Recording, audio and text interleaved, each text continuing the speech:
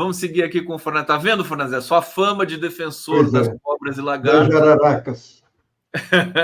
Como é que estão? Como é que estão nossas amigas cobras? Estão hibernando. No frio, elas não saem para No o frio, mundo. elas ficam em casa. Ficam em casa. E Obrigado. A jararaca, jararaca lagarto e inverno. Eles não saem no inverno. Ficam não intocados. sai no inverno. É, Que ficam tudo lá, né? ficam Ficam lá. assistindo Ficam lá. televisão, né? De cachecol, tomando com chocolate. Exatamente. É. Ô, Tomando um Fornazé, chimarrão, né? Fala. deixa eu te agradecer, pedir para você entrar com o celular hoje, porque a conexão, acho que você fazia do computador, estava um pouco. Estava dando um Mas eu pouco. estou no computador. Você está no computador? Estou. Só que Agora está não é o. perfeito, está fantástico, Eu estou na faculdade hoje, aqui, não estou em perfeitamente. casa. Vamos aproveitar aqui para falar com o Hum, Fornazieri. Fornazieri, começando, queria começar pelas eleições da Venezuela contigo.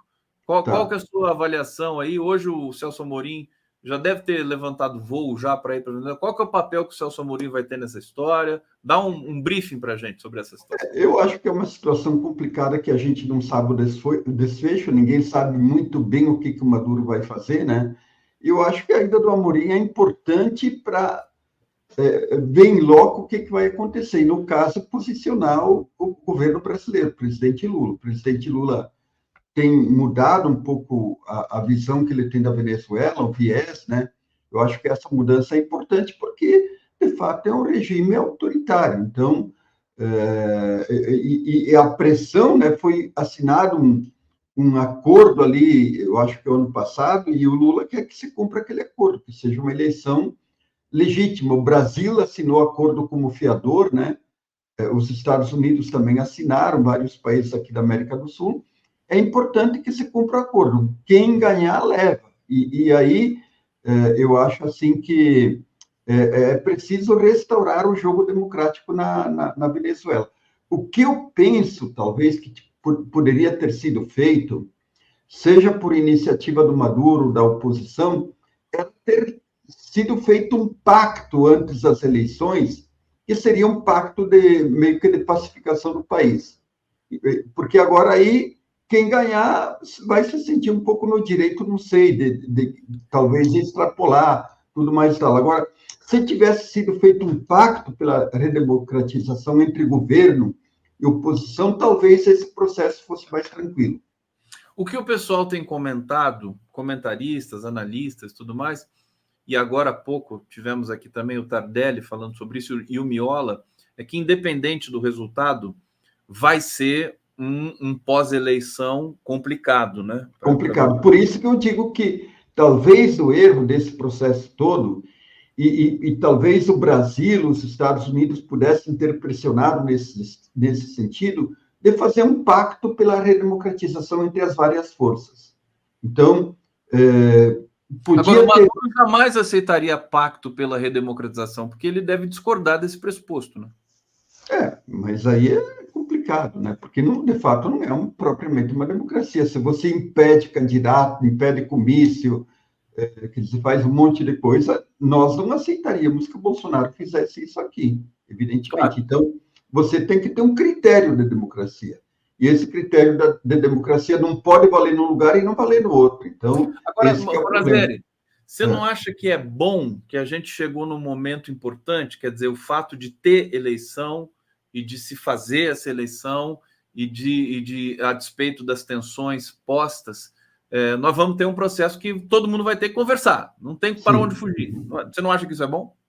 Não, é um movimento importante, mas nós não sabemos o desfecho. Quer dizer, quando Maduro vem e promete um rio de sangue e guerra civil, você não sabe qual que é o desfecho. Então, tem que ver se esse passo adiante que foi dado, ele vai se consumar, vai continuar progredindo ou não. Eu acho que isso que tem que ver.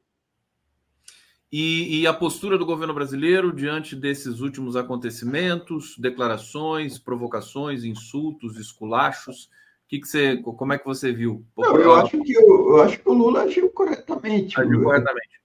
Agiu corretamente. Quem não agiu corretamente foi o Maduro, quer dizer, meio que de ironizar o Lula, desmerecer a justiça eleitoral brasileira, esse tipo de coisa toda foi muito desagradável. Né? Então, ele é uma pessoa desagradável com o seu povo e com o mundo. Né? Então, é complicado. Aldo, a médio prazo histórico, você vê chance da Venezuela, por exemplo, agora que você tem a Colômbia, está governada por um presidente de esquerda, você tem uma dinâmica ali, ainda que delicada, mas tirou a Colômbia digamos, dos auspícios americanos depois de quanto tempo? Pela primeira vez na história, né? Que a Colômbia é de fato independente. Não sei se você concorda com essa afirmação, mas eu queria que você comentasse isso. A chance da Venezuela, né, encaminhar, equalizar sua economia, se integrar novamente ao circuito geopolítico internacional, você vê boas probabilidades disso? Eu sei que é imprevisível, Maduro é imprevisível, mas há uma força histórica atuando nesse momento. Então, eu acho que, por exemplo, hoje na América Latina, o maior parceiro comercial da América Latina é a China. Então, não dá para dizer que a América Latina, particularmente a América do Sul, esteja dominada sob a órbita dos Estados Unidos, na medida em que os Estados Unidos não são o principal parceiro comercial aqui. Então, a força econômica que está presente aqui do ponto de vista internacional é a China, não são os Estados Unidos. Então, quer dizer, o que não dá para aceitar, eu acho, é que se você defende a democracia aqui no Brasil, você não quer uma ditadura Bolsonaro. Por que nós aceitamos um governo autoritário da Venezuela? Qual a razão? Que princípios seguimos? Quer dizer, a Venezuela ela pode ser perfeitamente democrática e não ser subordinada aos Estados Unidos. Eu acho que ali é um problema da luta interna. Nós, em parte, dependemos dos Estados Unidos, dependemos da Europa, hoje dependemos muito mais da China. Se há um país que hoje exerce uma influência econômica preponderante na América Latina, é a China. Veja toda a discussão em torno das blusinhas ali. Quer dizer, se você não cria um imposto, você está favorecendo o emprego na China e o desenvolvimento da China e a indústria da China. No entanto, a esquerda aqui é contra o imposto da blusinha. O próprio Lula, Janja eram contra. Mas, felizmente, eu acho que houve uma pressão, porque nós temos que criar. O Brasil vem sofrendo um processo de desindustrialização há décadas. Quer dizer, então, nós queremos continuar nisso, em favor da China? Não é por aí. Eu acho que nós temos os nossos interesses e temos que defender os nossos interesses, assim como a Venezuela, tudo mais e tal. Agora, eu acho assim que como o Maduro ali não tem jogo, não avança um jogo de maior integração na América do Sul. Até porque pelas cláusulas do Mercosul, a Venezuela está excluída. A Venezuela está suspensa do Mercosul. Suspensa. A Bolívia entrou esses dias, e isso é muito importante, porque eu vejo o seguinte, quer dizer, eu penso que, em parte, o Brasil faz um jogo internacional equivocado quando ele não aposta todas as fichas no fortalecimento regional, numa política regional muito forte. Porque quem consegue projetar poder no mundo é aquele que primeiro projeta poder regionalmente. Exatamente. Se a América Latina tivesse, a América do Sul aqui fosse um bloco muito forte, o Brasil seria muito mais forte no mundo. Então, não adianta querer ir lá bancar o bonzinho na Ucrânia, não sei aonde, se nós não temos poder aqui, se nós não temos força comercial. Quero ir para o bate-papo aqui, trazer a participação do nosso público, sempre lembrando aqui que, a despeito das posições, eu tenho a minha posição sobre a Venezuela, estou vendo aqui que o Aldo também tem a posição, muitos de vocês também têm, para todos os... como só ia acontecer em regimes democráticos, nós podemos ter posições divergentes sobre a Venezuela, pedindo só para vocês aqui o respeito, o que está acontecendo aqui, para não ter ataques pessoais aqui quando esse assunto, que é um assunto que inflama as pessoas. Tem gente que defende o Maduro aqui, que fala assim, você é bandido, cretino, que está falando mal do Maduro. Não é assim que as coisas funcionam. Edson Antunes está dizendo aqui, os alimentos estão com imposto zero. Será que os restaurantes vão baixar os preços? Acho que a gente ainda tem um tempo para ver isso acontecer, se bem que no IPCA o último publicado, a gente viu que a inflação dos alimentos está muito bem controlada.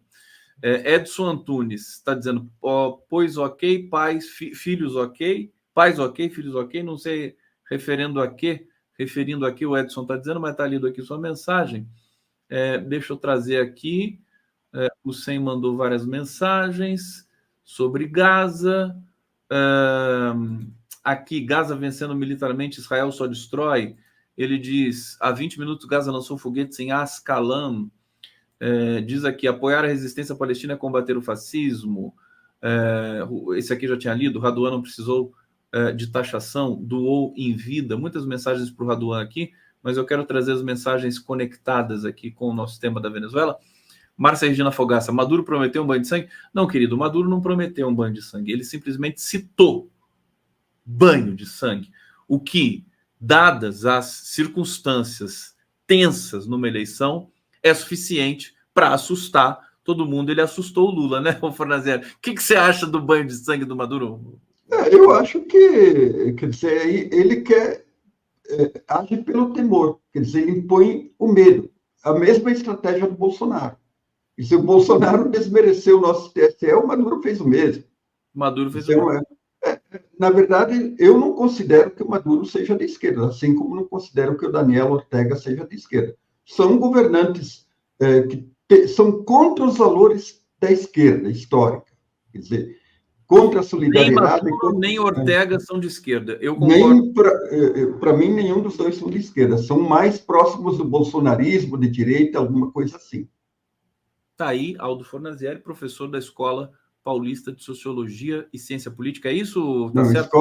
Escola de Sociologia e Política. Escola de Sociologia e Política. Já tem quantos anos de existência? 91. 91? Mas é mais velha que a USP?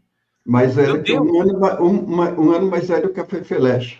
Um ano mais velho. Aqui estudou Darcy Ribeiro, Sérgio Buarque de Holanda, Luiz Erundini e tantos outros. O Florestan Fernandes passou por aqui. Que maravilha. Um dia a gente pode completar. Um dia a gente precisa fazer um programa sobre a escola para a gente contar um pouco dessa história. É o primeiro curso de Ciências Sociais no Brasil. Está aí o Fornazieri, todo esse orgulho maravilhoso. Que bom. Que boa essa integração também. Fornazieri, Fornasa, chama você de Fornasa. Como antigamente nos sindicatos da vida. E nos Estados Unidos, como é que você está vendo essa substituição? Kamala Harris hoje recebendo apoio do casal Obama, que era uma coisa... Eu acho que foi uma mudança necessária. A manutenção do Biden implicaria numa derrota quase certa, né? E eles fizeram um jogo muito bem feito. Por que eles fizeram um jogo muito bem feito? Quer dizer, o Biden se salvou porque ele se isolou para tomar a decisão, ele já vinha sofrendo pressão, mas não deixou que a pressão se esgotasse, e aí ele tomou a decisão sozinho. Já lançou a Câmara, fechando espaço para um debate aberto que eu acho que prejudicaria os democratas, e aí ela ocupou espaço feito um furacão. Eu acho assim que ela mostrou muita energia, muita vitalidade, arrastou o partido atrás de si logo, né? E aí uma agenda pública, do debate público e da imprensa que era favorável ao Trump, ela foi deslocada favorável agora ao Partido Democrata. Quando, se você me permite, eu queria falar um pouco da questão da Câmara e a esquerda. Por favor. Tá. Que eu vejo assim que tem muita gente que... Eu acho que criticar e cobrar posições, por exemplo, o Miola estava cobrando aí em relação a gás, tem que cobrar mesmo. Agora, o que a esquerda tem que fazer diante? Tem duas alternativas. Tem o Trump e a Câmara. O Maquiavel diz que em política nós nunca escolhemos o bom e o ótimo. Escolhemos sempre o menos pior. E ali é o caso de escolher o menos pior. Eu acho que essa que é a situação. A Câmara é infinitamente menos pior que o Trump. Esse é o debate que se dá no Brasil. Na verdade, no Brasil a gente tem eu acho, por tudo que eu leio, as questões aqui das redes sociais, é uma minoria que fica querendo esculachar a Câmara. Acho que a gente tem que cobrar a Câmara, evidentemente, mas, na verdade, a Câmara caiu nas graças aqui da cena brasileira, porque ela tem, enfim... tem muitas questões que tem um forte apelo aqui, mulher, negra, né? Inclusive ontem foi o dia da mulher negra, latino-americana e caribenha, e a Câmara é caribenha, porque ela é filha de jamaicano, com uma indiana. Agora, então é isso que acontece. O Brasil acha que é muito fácil terceirizar Ah, não, vai combater o imperialismo, bota o Maduro ali na Venezuela, ele que se vire. Mas você ser governado pelo Maduro, eu queria ver o brasileiro que está defendendo o Maduro querer ser governado pelo Maduro, e também esculachar em cima da Kamala Harris. Eu acho um equívoco. Acho que a gente tem que analisar as questões que estão acontecendo no mundo. E assim, para você dizer para a gente, perspectivas são boas, o Trump ficou encurralado na sua visão? Eu acho que ele está discursivamente encurralado com a eu acho que ele vai ficar na defensiva em vários temas, em vários elementos. Por exemplo, a questão da mulher, a questão do próprio aborto, né, dos direitos reprodutivos. Eu acho que ele tende a ficar na defensiva, porque a Câmara, entendo que ela vai convencer a maioria dos americanos de que é uma luta justa, e que é um direito fundamental, inclusive das mulheres. Na questão racial, ele vai ficar também na defensiva, né? Então, são vários temas que aqui a gente chama temas identitários, mas que são importantes, que ele vai ficar na defensiva.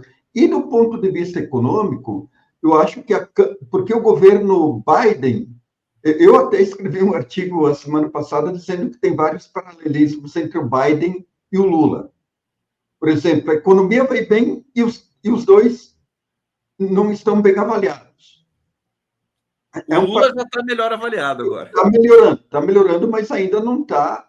O Biden estava 38 e o Lula está 36 agora. Então, veja que... Então, porque... E aí, o título do artigo que eu coloquei foi Biden, Lula e as narrativas. No sentido de dizer que você indo bem na economia não basta, não é mais aquela palavra de ordem, é economia estúpido, isso não funciona mais. Você tem que ter narrativas e tem que, digamos assim, ser persuasivo das suas estratégias. Essa que é a questão fundamental. E fazer uma luta de valores. Eu acho que a Câmara, o Lula tem, aliás, o Biden, ele tem uma origem não propriamente igual à do Lula, mas ele tem um discurso economicista. Então, tem que sair do discurso economicista e fazer também uma disputa daquilo que antigamente, ou do ponto de vista do Gramsci, se chama disputa de hegemonia, que é a disputa dos valores, da cultura, de uma visão de mundo e assim por diante. Eu acho que para o governo brasileiro falta muito isso. É uma disputa de narrativas e uma disputa de visão de mundo. E eu vi que a Câmara ela já balançou totalmente esse coreto aí, e ela, de fato, está fazendo uma disputa de narrativas, uma disputa de... Ela está dizendo claramente, nós somos o futuro. O Trump é o passado. E o Biden também é o passado, né? Em parte, sim. O Biden é meio de campo ali, nesse entre passado e futuro. E agora ele dá um passo adiante. Eu acho que isso vai empolgar, consegue empolgar o eleitorado norte-americano democrata. Assim como o ódio, a política do ódio empolga todo o conservadorismo norte-americano. Aldo Fornazieri, se dependesse de mim, conversaria contigo pelo resto do dia, da tarde, mas eu sei que você tem que trabalhar também, tem seus alunos e tudo mais, e a gente faz uma conversa mais longa em outro momento. Hoje foi aqui um oi do Fornazieri recebendo, e a gente está recebendo o List Vieira aqui com todo carinho. List, querido, com seu boné, grande mulher, jogador de beisebol, que o List foi no passado, né, List? Tudo bem?